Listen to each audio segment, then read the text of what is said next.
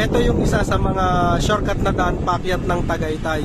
Ito po yung Sungay Road o kaya ay tinatawag nilang Ligaya Drive.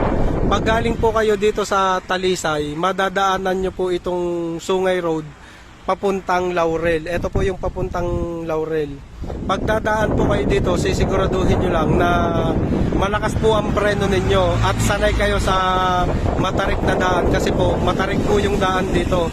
Kaya kapag dadaan kayo dito, dapat hindi mabigat yung inyong karga. Ang mga dumadaan po dito ay mga light vehicles lang. At kung meron naman pong truck na dumadaan dito, yung maiiksi lang. Ang nakikita kong dumadaang truck dito, yung mga dump truck lang.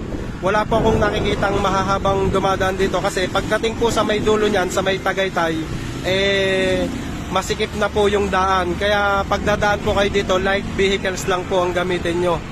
At dapat sanay kayo sa mga matatarik na ahon.